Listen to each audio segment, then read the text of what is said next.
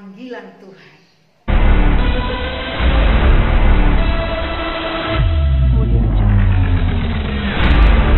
Pendidikan Kota Semarang semakin hebat. Shalom, selamat pagi anak-anak. Selamat berjumpa kembali dengan saya, Ibu Marjaya Daily, dalam pembelajaran Pendidikan Agama Kristen dan Budi Pekerti kelas 6. Anak-anak, Ibu berharap kalian tetap sehat dan terus semangat walau belajar di rumah. Anak-anakku, tujuan pembelajaran kita hari ini ada 3.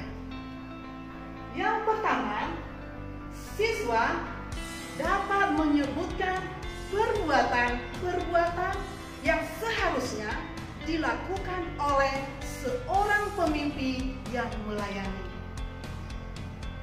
Yang kedua, siswa dapat mempraktekkan cara seorang pemimpin yang melayani. Dan yang ketiga, siswa dapat mengambil keputusan di hadapan Tuhan untuk menjadi pemimpin yang melayani. Anak-anak, sebelum kita melanjutkan pembelajaran kita hari ini, mari kita berdoa terlebih dahulu. Tuhan Yesus, terima kasih.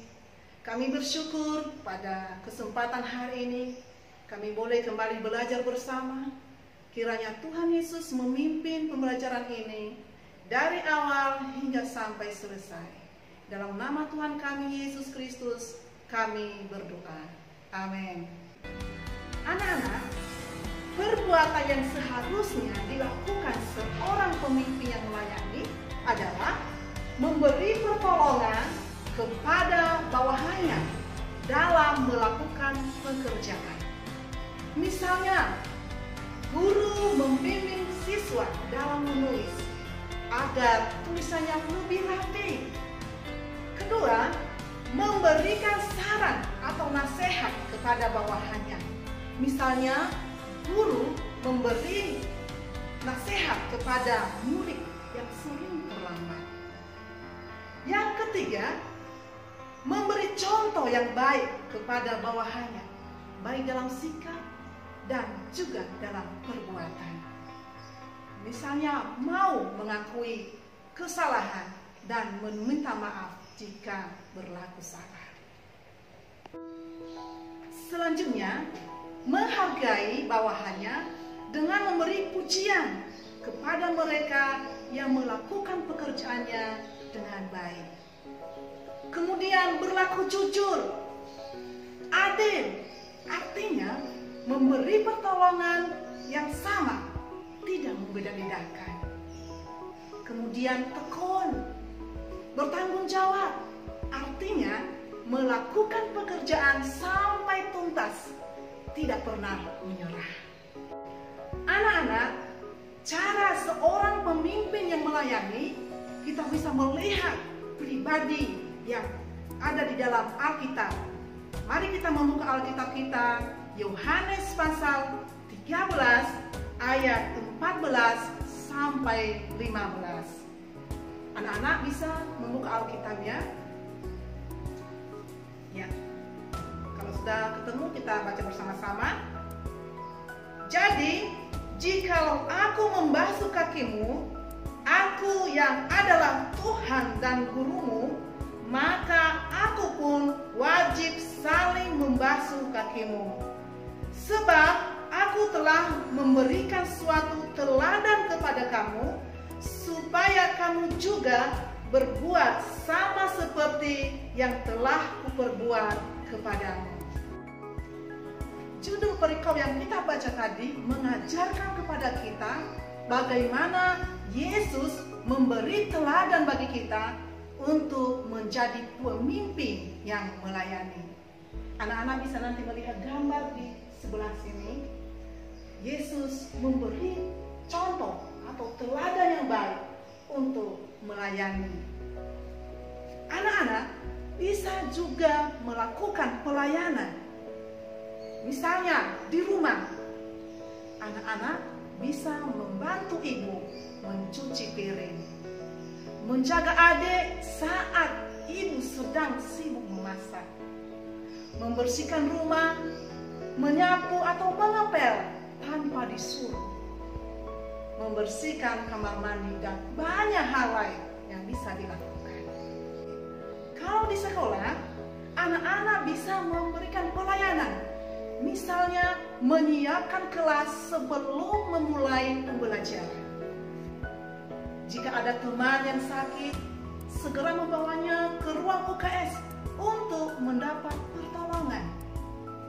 Kalau ada teman yang lupa membawa alat tulis, mau meminjamkannya. Dan kalau ada sampah berserakan di sekitar sekolah, segera membersihkannya tanpa disuruh. Kemudian, pelayanan yang bisa dilakukan di gereja, misalnya mengajak teman untuk beribadah. Ayo, mari kita beribadah. Memimpin pujian di sekolah minggu, berdoa untuk teman yang sakit, mengiringi musik jika bisa memainkan musik, dan memberi contoh kepada teman saat mendengarkan cerita Alkitab. Masuk kita ke materi yang ketiga adalah siswa dapat mengambil keputusan di hadapan Tuhan untuk menjadi pemimpin yang melayani. Keputusan yang harus diambil adalah saya mau tetap setia melayani. Keputusan yang kedua, saya mau melakukan dengan penuh tanggung jawab. Yang ketiga, saya mau melakukannya dengan tulus. Dan yang keempat, melakukan dengan rasa hormat dan takut akan Tuhan. Kemudian melakukan dengan sebuah tujuan yang baik. Dan mau melakukannya dengan syukur. Kemudian mau melakukannya dengan senang hati. Anak-anak, dapat kita simpulkan bahwa pemimpin yang melayani memahami bahwa pelayanan adalah panggilan Tuhan. Kemudian, pemimpin yang melayani dapat mempraktikkan pelayanan dengan rasa hormat dan takut akan Tuhan. Kemudian, pemimpin yang melayani memiliki komitmen di hadapan Tuhan untuk melakukannya dengan penuh tanggung jawab. Demikian pembelajaran kita pada hari ini. Mari kita tutup dengan doa. Mari kita berdoa. Tuhan Yesus, terima kasih kami telah belajar bagaimana Yesus telah memberikan teladan yang baik bagi kami menjadi seorang pemimpin yang melayani. Tuhan, mampukan kami supaya boleh kami memiliki hati melayani.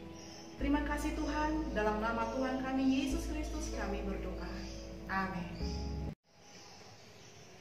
Anak-anakku, ibu pesan, jaga kesehatan, rajin belajar, taati protokol kesehatan dengan mengikuti 3M.